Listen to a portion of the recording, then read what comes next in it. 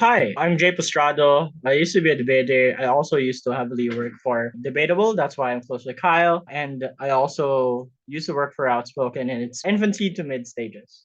And the reason why I like debate so much would be for this particular topic, because the first time it was given to me was on tryouts for my junior high school varsity team for debate, and it's about sports. And since then, my love for sports has grown significantly. I now work in the industry and I'll try to make it a little bit simpler such that everybody could be able to not go, it's a sports notion. I don't know anything about sports. There are basic concepts that one could put out in debate round regarding sports. That doesn't necessarily mean that you need to watch every game from the NBA and every game from the NFL or FIBA or UAAP. Cool. Next slide. So the first thing we have to do is define sports. These are activities that exert a combination of mental and physical fortitude in a competitive setting. This could either involve a team or an individual. So it's just a matter of mental plus physical fortitude. It doesn't mean that physical has to overtake mental. It doesn't mean that they should be equal. So this could either involve a team or an individual. Examples could be football, baseball, basketball, wrestling, chess, and even debating. Because in debating, it's not just mental effort for you to prep to matter load a lot of that. There's also a combination of physical fortitude for you to be able to go to a tournament all day and run around the same campus because you have to find your room. And for offline tournaments and for online tournaments, you have to sit on a chair for the whole day. That's a lot of physical stress that you're putting your body into. And the way you're able to counter that would be the physical fortitude of you staying in front of the camera. Next would be the wider definition of it. So this is probably how we're able to get a lot more sports in the world. The wider definition of it could be any activity that needs constant mental and physical exertion in order to succeed. This allows competitive eating, esports, and other more contentious activity to be categorized as sports. So if somebody tells you that competitive sleeping isn't a sport, that's a sport. Eating a lot isn't a sport. You could be able to have that as a career. You could be able to enjoy that as a civic activity and just and competitively eat with your friends, for instance. But note that there are boundaries to which those things are made. Those there are constant trainings that you need to take in prior to embarking on those activities. So you might be wary before doing those activities as well. So that's the definition of sports and how we're able to undertake through it. So now we just know sports could be a combination of mental and physical fortitude in a competitive setting or a more casual setting, for instance. So that allows us to still say that we're playing chess with friends and that's still doing sports. Next slide. So we have two categories of sports. The two categories would be the way in which we're able to enjoy sports.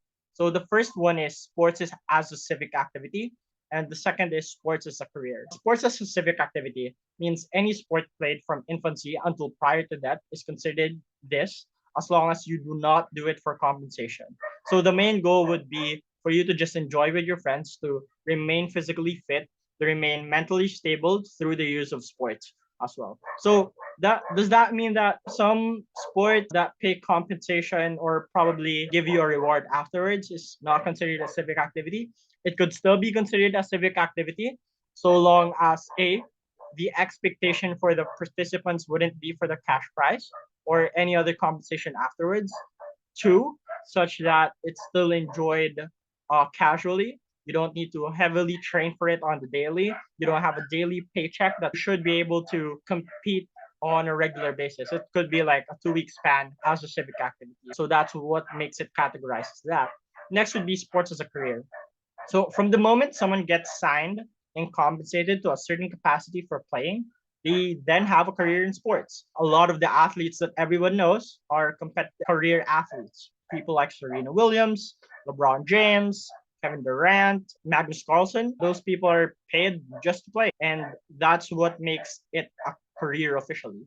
So it could either be professional or amateur. So you could play in the AAU. That's the little league for like basketball in the US. There's also the minor leagues, the NCAA, PBA, FIFA, NFL, and other leagues. So FIFA comprises obviously of the Premier League, Liga BBVA, and all those other sporting leagues that comprise of football. So that's what makes it a career. You're signed by a really large league. You're paid to be able to play, and you need to be able to train, maintain your body such that you're able to get that paycheck. That's what qualifies it rather as a career. So first, we're gonna discuss sports as a civic activity and the things that you could be able to argue within it. So sports as a civic activity stems from Sigmund Freud's thought conclusion that humans are born competitive. People had to fight for food, shelter, and other necessities in the really early ages of humanity, but we do it arguably less in the modern times. So this has transferred to competitive activities such as we stay in shape, such as we keep that competitive edge, for instance, and then that transition to us having foot races from Greece, the Olympics, to James Naismith inventing basketball, to getting football as we know it. Then we have the sports we know today, like esports and all those other sports, such that we're able to remain that competitive spirit and such that we're able to remain that mental and physical fortitude in our lives. Also, this has manifested through the infrastructure. We have Filipinos having basketball courts everywhere, and South Americans having makeshift goalposts whenever you roam around Brazil or Argentina. This could have been started by the Olympics. So there's an accompaniment infrastructure to it being a civic activity because there's a heavy investment coming from the government because the people really need sports as a civic activity. So if the debate asks, do we really need sports? Can't we just fund more for education and all those other facets of life? You simply answer no.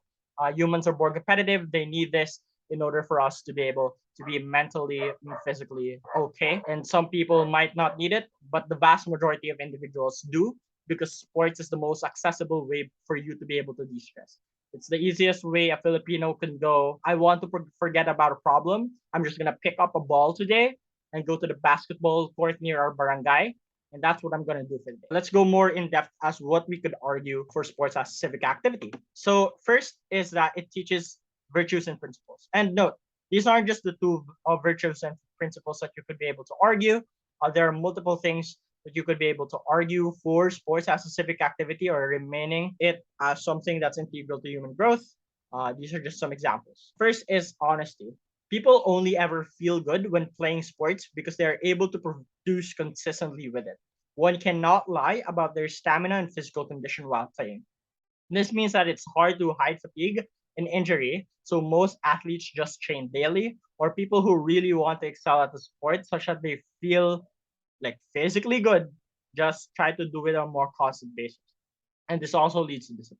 Note that the most honest a person could be would be with their body. If you smoke a lot, if you drink a lot, and you are going to play a game, for instance, in the next 2 weeks, and you spend more of that time with vices rather than training, your body is going to be completely honest and just give out. You're just gonna your lungs are not gonna have the same capacity as someone that's athletic or the average human person. Your liver is probably gonna give out. You're probably gonna be more dehydrated in game. You're gonna probably need more electrolytes than the average athlete in that scenario. So your body is going to be really honest with that, and that's why we teach kids sports at a very early age. It's a virtue. It's a virtue tracking thing, and it's a virtue growth thing for kids because that's the way they're able to avoid vices as well. Because it takes up time, rather than them spending it on the streets or them spending it on bad programming that they're probably going to teach them bad values. That's why even the police, the PNP, the local government units, they invest on sports as a countermeasure such that kids in the streets do not do or peddle drugs or do any sort of illegal activity because it's better for these individuals rather than the alternative. Next is they're exposed to new environments that they would not otherwise have experienced because sports are one of the most subsidized civic activities. Again, this ties back to government spending, right? The reason why the government spends a lot on any other facet of life is because there's a huge demand from people. The government does not spend on things that people do not want. That's why the government spends a lot on sports because people want it. Governments and big leagues conduct free trainings like the NBA's Basketball Without Borders and NFL's First Down program. So they make it to a point where they gather different kids from different barangays in order to be able to see one another. And the reason why that's important is because when you're a kid or when you're someone that's just growing up, you just want to stay within your bubble. And that bubble is oftentimes landlocked through location. The reason why that's important that you have diversity is because you're able to meet people from different social stratas and different economic backgrounds, different cultures. You get to get flown off the state, for instance, if you're a really good basketball player. Or in the most micro senses, you get to at least travel the next barangay because it's a free clinic that your city is holding regarding basketball that allows you to be able to meet new people. And this helps with humanity being more social individuals. This helps with humanity being more understanding of one another and not just their own race, religion, and identity. And that makes you understand there are other people in the world through sports. And you set aside those differences in order for you to execute well in the sports, in order for you to bond together because of this physical activity, which therefore allows people to be able to say, we may not have as much things in common, but we are able to bond and have a glue together because of sports, because we both enjoy football, we both enjoy basketball, and that's what's important here. It's making sure that regardless of any other thing that you have different in the world, there's probably going to be one sport that you're common with the rest of the population, or there's one interest that you're going to be gluing with another person just because of sports or the interests within it. Yeah, so that's the values and principles it teaches. Next are things like discipline. People are taught to not harm despite aiming for excellence in sports. So these are when we get fouls, this is when we get referees. Violations and sanctions are an integral part of every sport. Officials like umpires, referees, and professionals keep everyone in check so as to not sacrifice others' well-being. And this reprimands kids from playing more than the extent of harm gets worse. So the more terrible things you do within the sport, the principle would be the more terrible the sanction is for you. Recent issues of this would be Ja Morant from the NBA. Yeah, he's the point guard for the Memphis Grizzlies.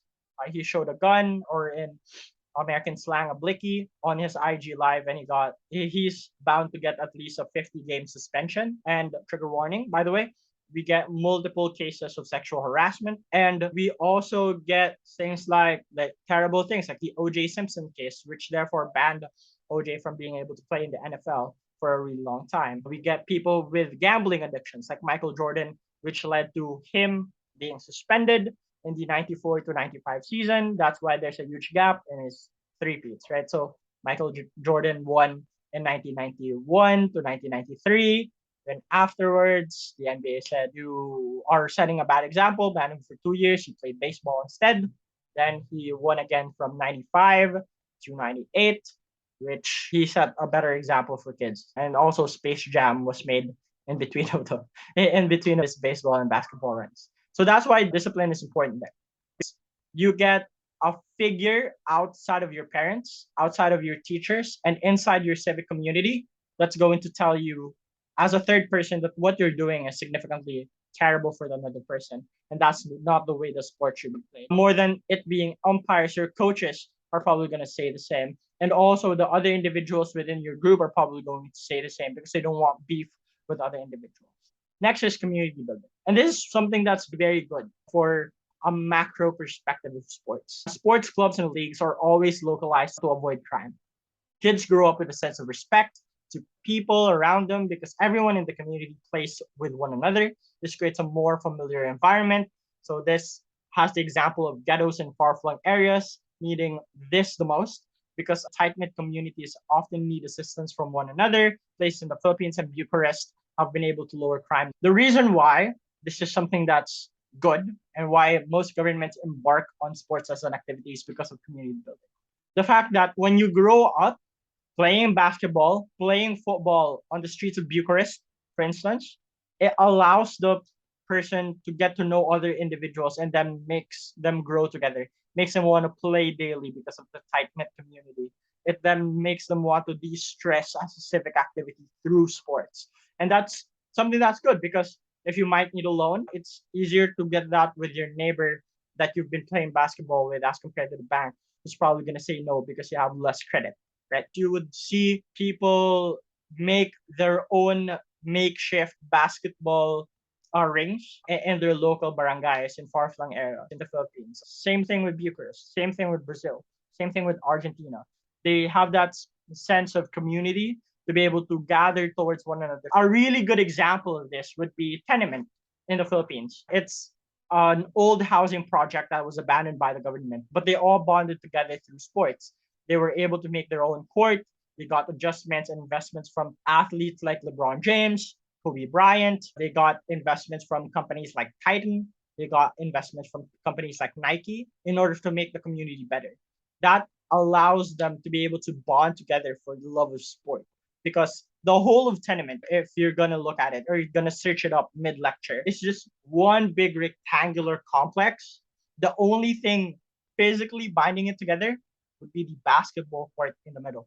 And that's where everybody gets together. That's where everybody has their programs. So that has some purpose. Even if it's not used for games, it's used for like community building because it's infrastructure that you could be able to use. You could just prop up a stage there and the whole community can go together.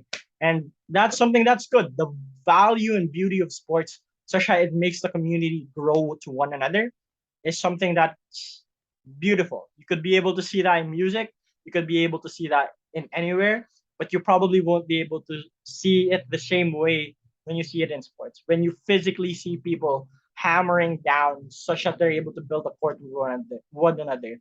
When you see dads and kids painting the court such that Kobe reflects on that court as a painting for the court, that's something that's beautiful.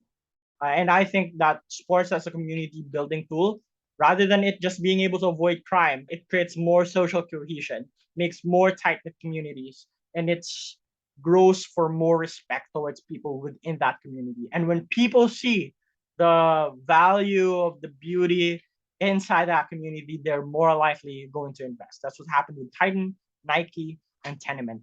And that's a very beautiful story. You could be able to look it up and you just be astounded with the value of sports in the Philippines, especially basketball. Next would be it acts as a social backup for moral development. So the previous values were more of macro things that you could be able to do. These are more micro things, what you could do to be able to help a child or someone that's stressed in their middle ages. Cool. Let's discuss parenting. So one third of American children are raised in a setting where at least a parental figure is missing. The substitute to these are often coaches and mentors within the sport that take the kids under their wing. So when you embark on a sport, you want to join a basketball club, you want to join a football club, you want to join a rugby team, you're just more than likely going to be a coach there, or if not a referee, or someone that's been around in a long time around the sport. And then these people are more than likely going to help you to be able to fill that gap between your parents and those other things that you couldn't be able to understand. And there's a certain value towards coaches in general. And shout out to all the coaches that I've had in my debate career and also my career I had in sports because these people know you more than your parents often. They know like your physical limits. They know your emotional limits because they're going to push you to have drills on the daily, to have like constant stamina practice. And then when you break, finally, they're going to make you stop. But they're never going to make you stop unless you break emotionally or physically. And these people know your bounds. And the way by which you are able to trust them again is because they have a good emotional connection to you. You have a sense of respect and authority towards them that makes them feel like they're your third parent or the parent you've all been missing.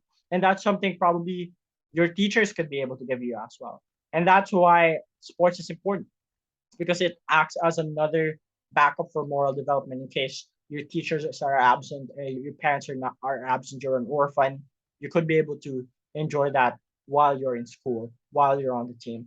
Next are church and other civic activities. And the reason why this is important is because it shows the investment and demand of sports such that it's more effective than other civic activities. So if a debate goes, sports versus XYZ social structure, sports versus like a marketplace, for instance, the reason why you're going to win is probably because of this. So only 12 to 15% of Americans attend church or gather for community service willingly as an activity.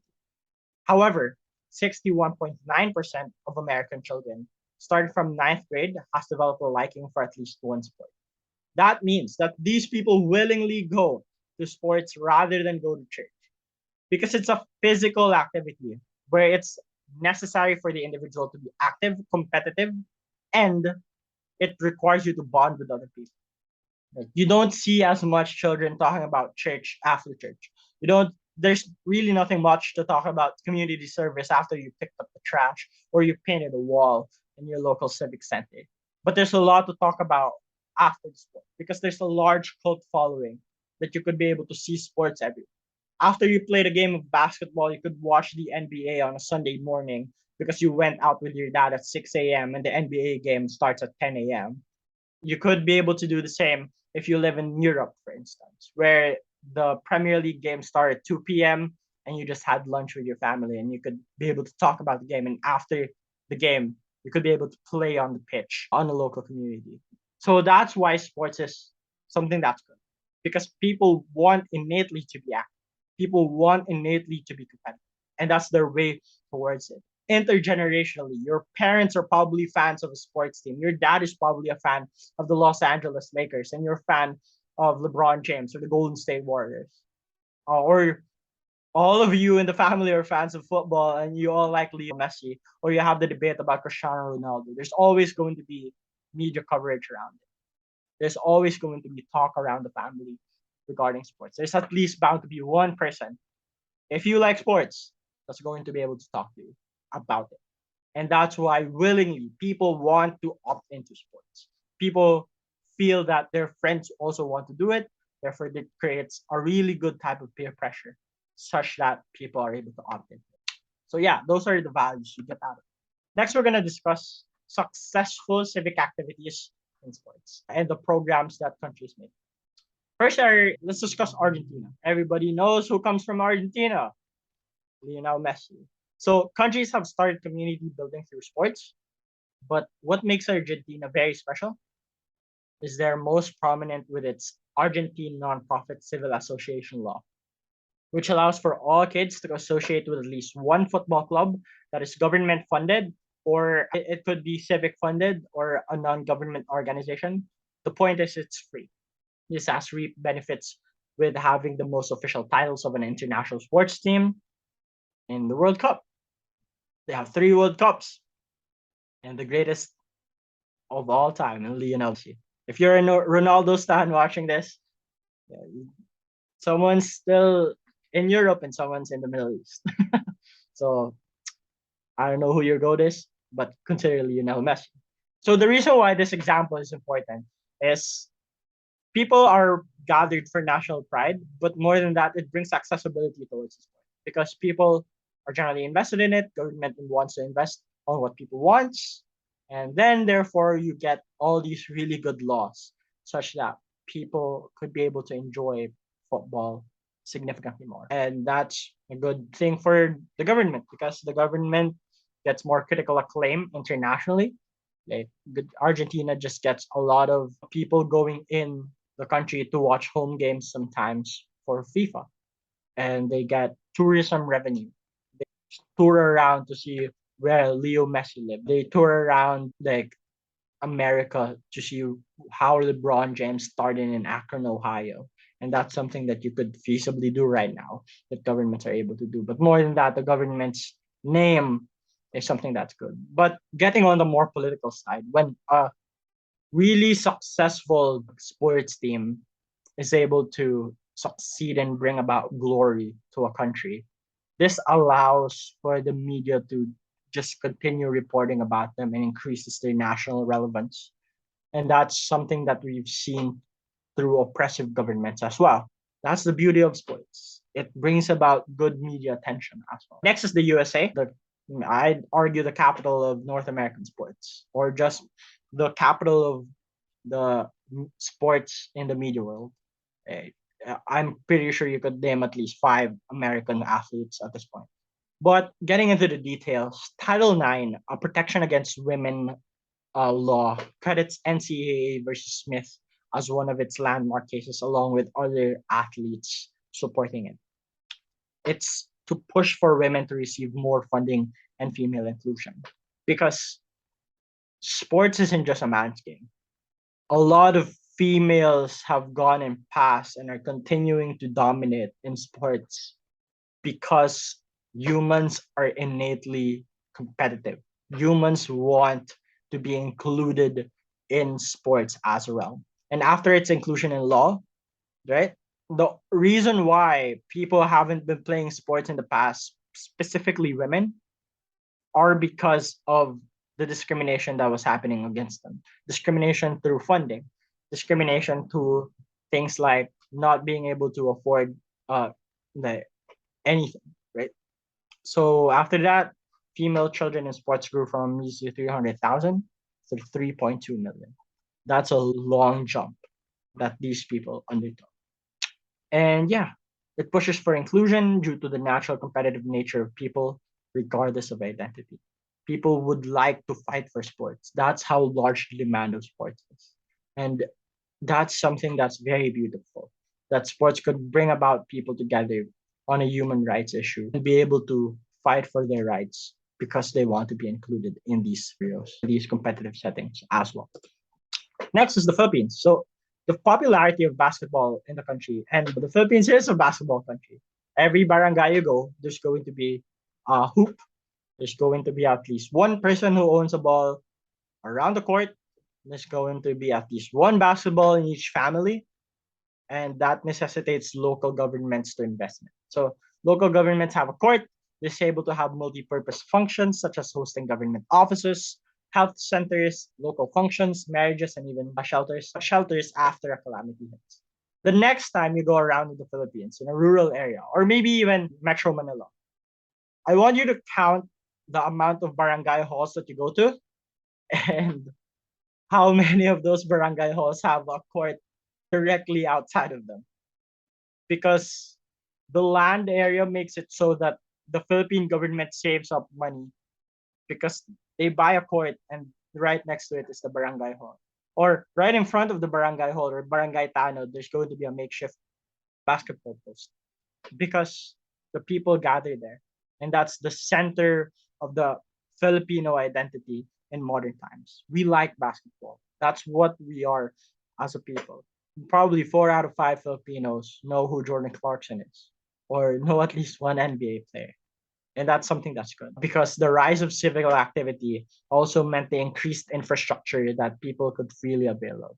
There are probably areas where they don't have a barangay center or they don't have a health clinic, but they're going to have a basketball court. They're probably not gonna have it covered, but there's gonna be a basketball court there. And the demand for that sports facility helps the community because the government would need to want that infrastructure. A lot of people are going to lobby for a court to be there.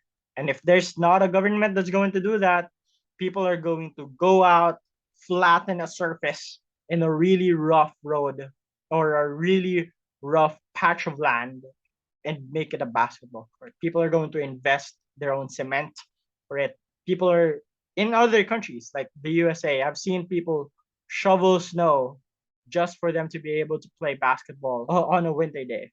They need to catch up an NBA or an NHL game and get the snow out of their car. That's how sports is able to make people really want to do these actions.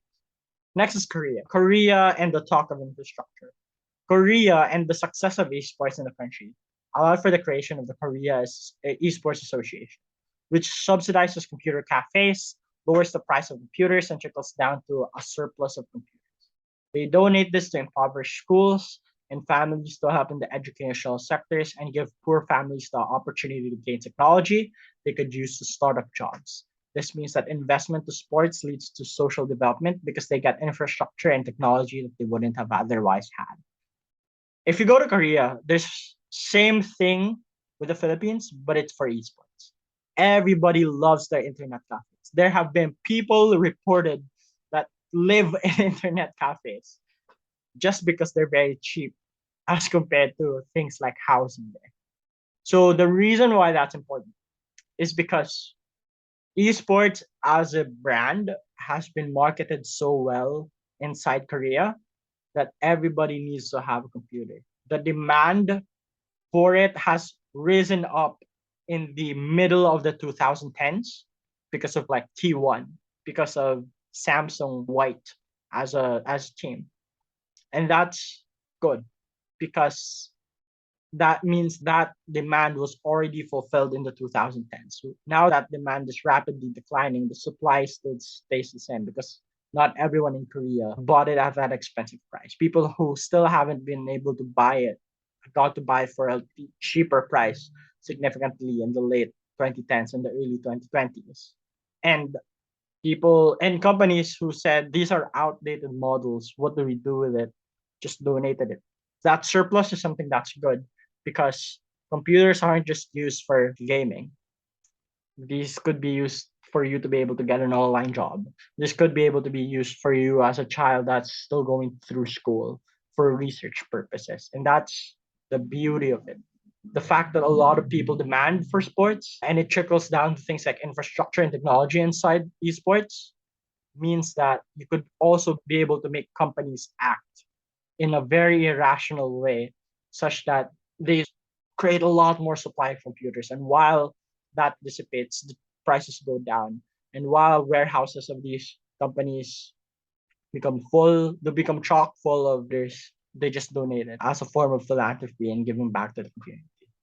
And that's how intense the love of sports people are. And I'm very passionate about this because I really love sports. That's where I work. I live and breathe sports. I have a basketball inside my room. That's how much I love it. Next. Now we're going to talk about the more technical aspect of sports as a career. And this is what you've probably heard of a lot in your life, people who become athletes as a career. So having a career in the game does not just mean that one is an athlete. You could have been an athlete, who knows? But that doesn't mean you're going to be an athlete for the whole of your life. This involves front offices, physical therapists, managers, coaches, ball personnel. And when we're talking about ball personnel, it's not just the ball boys.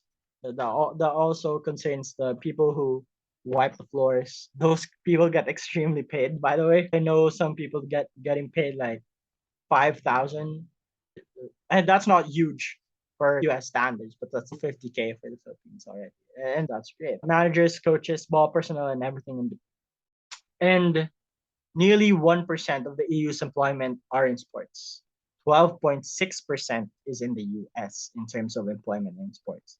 4.5% of the economy of the Philippines comes from sports. That's how much we love sports. And for context, that comprises a lot of the economy. If you divide 4.5% to 100 million in the US and the Philippines, that's going to be a lot. And that's a lot of countries that like football in the EU for it to be comprised of 1%.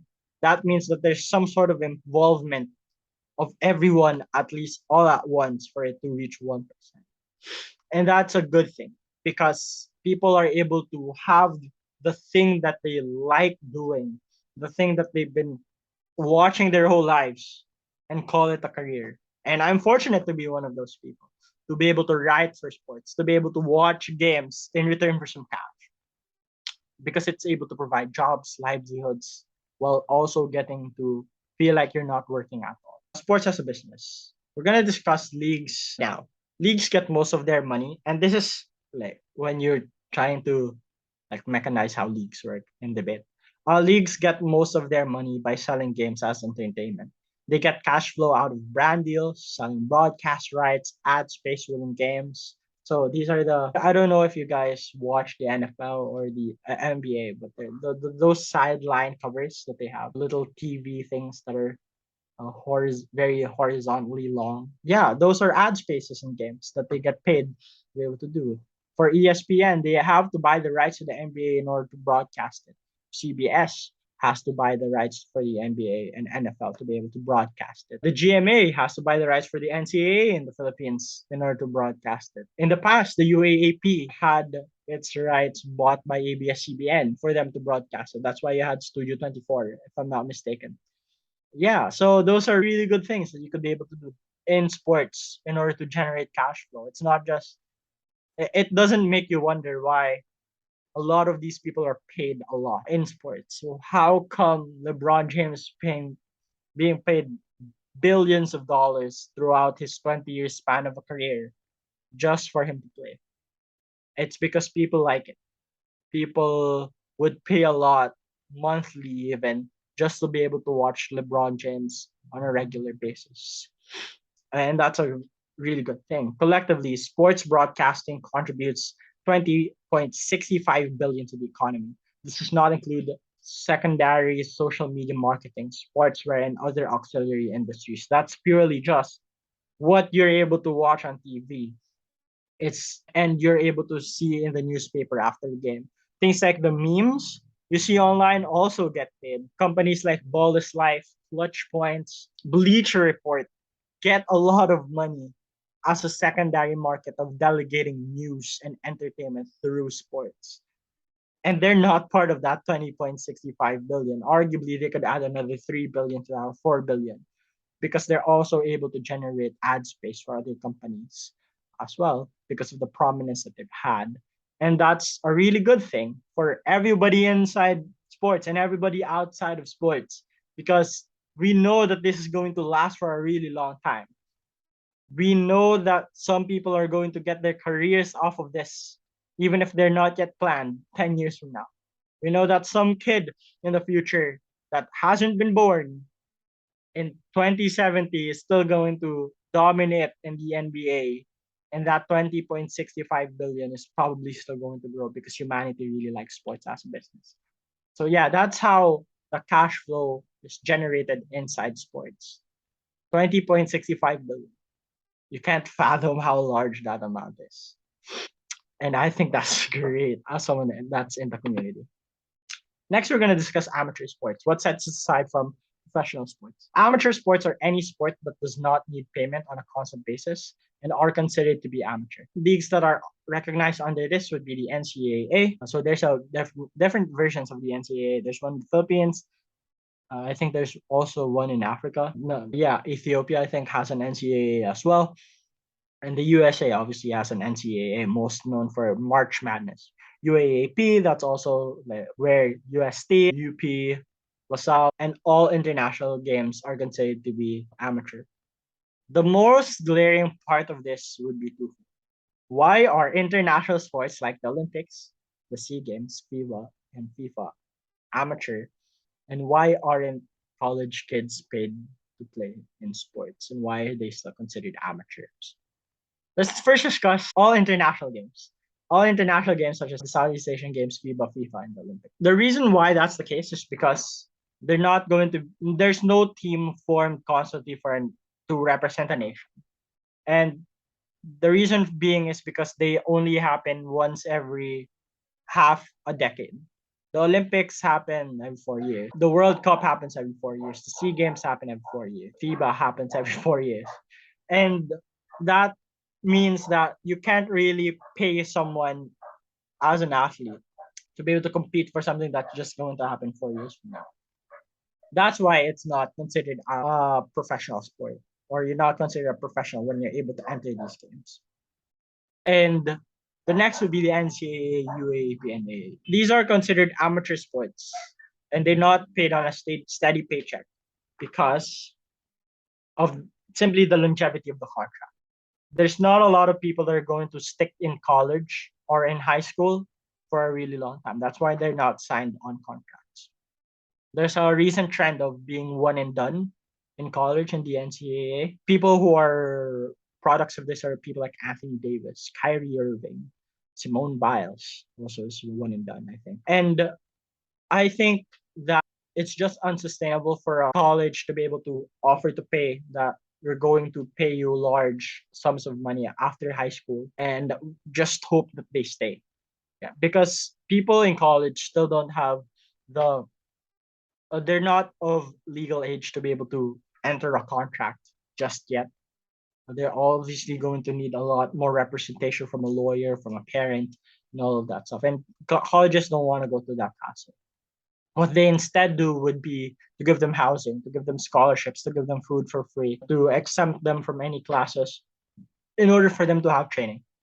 And that's what they get in return, such that these people are able to grow in the sport. That's why it's considered an amateur sport.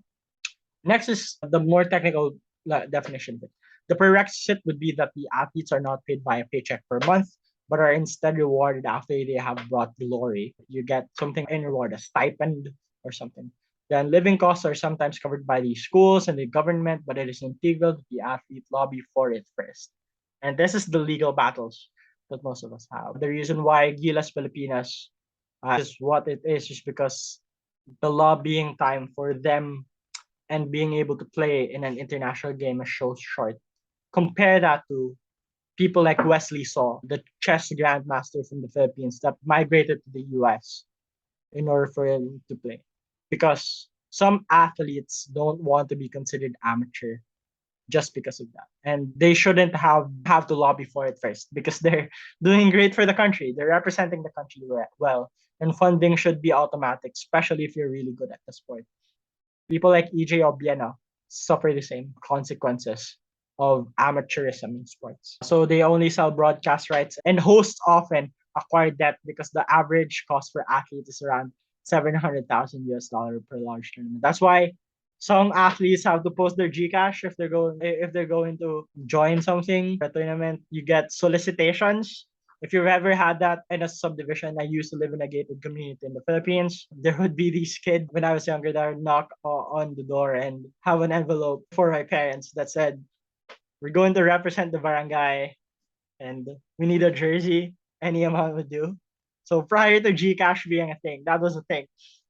Like random kids going around the barangay, knocking on doors, asking if you could sponsor or solicit for their jersey or for the registration fee as well. So yeah, amateurism in sports means that the amateurs sacrifice a lot, and that's a really bad thing for them. So most amateur athletes are under the age of majority, U15, under 15 to under 21. Yeah, that's amateur sports. Let's now discuss the people you all know, professional sports. Professional sports are any league that gives out legally binding contracts with a stable paycheck for people involved and are considered professional leagues. The NBA, PGA, like the Golf Association. That's where Tiger Woods is known. PBA and MLB are only some examples. The reason why they could be able to get this, because they have larger spans of fans. People love watching LeBron James. People love watching the NBA. People love watching Tiger Woods play. People love watching the Kansas City Chiefs play. People love watching the Super Bowl. The Premier League is a really good example of this as well. The legally binding contracts are necessary for you to be called a professional athlete because you wouldn't have to worry about anything in life except training and playing at all. So that's what makes you a professional player. Contracts in these leagues have a minimum amount of payment and are protected by collective bargaining agreements that amateur athletes do not have the luxury of. Again, that's why a lot of amateur athletes, regardless of the age, want to embark to professional sports. They don't like the lack of legal security and financial security. And these leagues sell broadcast rights and endorsement contracts to companies such that they can earn billions. That's why you could be able to see LeBron James getting paid. That's why he could wear Gucci even in his house. Some of us can't wear Gucci inside of our house. So some of us can't wear luxury brands inside of our house. If you can, probably rich, good on you, bro. But yeah, this is what sets aside professional and amateur sports. The gap is huge because some amateur sports don't have collective bargaining agreements. I'm pretty sure all of them don't have the same luxury of broadcast rights and earning billions as well. Even some amateur leagues like the Southeast Asian Games put the Philippines in. Some Olympic Games have been on large issues because they didn't even break even in tourism revenue or they didn't even make a profit. So that's why professional sports is preferable. We're almost at the last parts of the lecture. Issues with sports careers. First is payments, politics, and personality. Payments, lacking support and funding discourages most athletes to pursue their dreams. Issues of the NIL. NIL is allowing NCAA and college athletes to be able to get paid by brands rather than their own school. So they do a commercial. They get paid for doing a commercial. They get paid for using their name in shoes and apparel. And when they do that, the money goes to the pocket of the college player and naturalization come to play. So naturalization is government would sometimes want to pay an athlete that wasn't born in the country that they're representing. A good example with this would be Andre Bloch. Andre Bloch is not at all Filipino. He used to play for the Brooklyn Nets, and he went to the PBA, and now he was representing Gilas Pilipinas in the most recent World Cup. And the reason why that's an issue is because should you prioritize the value of sport, or should you prioritize being honest as a country with the people you're sending out for national pride? Or does these games transcend things like stereotypical looking Filipinos, stereotypical looking Americans? Should you just associate with the identity? That's the question there. Politics. Athletes have large influence to affect policy change. Notable examples are Muhammad Ali. Muhammad Ali fought with Bill Russell. If you guys know Bill Russell, he used to play for the 60s to 70s Boston Celtics. He has 11 championships. And Malcolm X for African American rights in the 60s and 70s. And it even trickled down to the 80s as well. Drogba, again, this is the Ivory Coast story. When they're able to get enough media attention, the Drogba called for a halt because of the World Cup and because of the media attention that they're getting. The civil war stopped and iced for a bit and eventually got resolved for Ivory Coast. Colin Kaepernick, this was a very big issue when I was still in high school. Colin Kaepernick knelt during the national anthem to support Black Lives Matter, and not a lot of people liked it, especially a white ran company like the NFL. What happened was after that season, in that season where Colin Kaepernick knelt, he was a Super Bowl star. He got to the Super Bowl. The Niners went to the Super Bowl. After that, he didn't get signed because of what he did. So should athletes be wary of that for their own personal good, or is that okay because they're doing something good for society and policies affecting other people? Naomi Osaka. Naomi Osaka is a very sad case to look at because this is where toxic fandoms intersect with athletes that are just doing the job. Naomi Osaka gets booed. Naomi Osaka gets harassed on the internet because of her personality in tennis. And this is where you see the lowest of lows of athletes. This is where you get to study the case of basketball, football, or sports hooliganism, where people go as far as finding the addresses of athletes and harassing them in those addresses simply because they lost a bet to a friend or simply because they lost a bet to a company when the athlete lost. And that brings about the terrible things in people. As much as people want to be competitive and demand that competition within sports, when they're just watching, people could get toxic. And that's the opposite side of sports, why that's terrible. And lastly is personality. Placing people in a pedestal often comes at a harmful and beneficial exchange. Some set good examples of charity, while others brandish their toxicity and abuse. A really good example of this would be Andrew Tate. Andrew Tate got a huge following when he was still an MMA player. Went back to mainstream media, started talking about toxicity, how being a male necessitates you being a terrible individual to women and other gender minorities as well. But for every Andrew Tate, you got a LeBron James that's happy to be able to serve and give back to Akron as a community. Or if you want to talk about the direct opposite of Andrew Tate, you could talk about Kobe Bryant, rest in peace, Mamba. Someone that values women dearly because he has grown fond of being a girl dad. He has grown fond of loving his wife, Vanessa Bryant, and all the people that grew around him or made him grow into the person that he was a woman, and he speaks highly of this. He got an Oscar nomination for the story he told using that medium or using animation. And I think that there's always a debate inside sports. But what's not debatable inside sports, and it's never going to be debatable, would be that sports is valuable towards everyone. Thank you.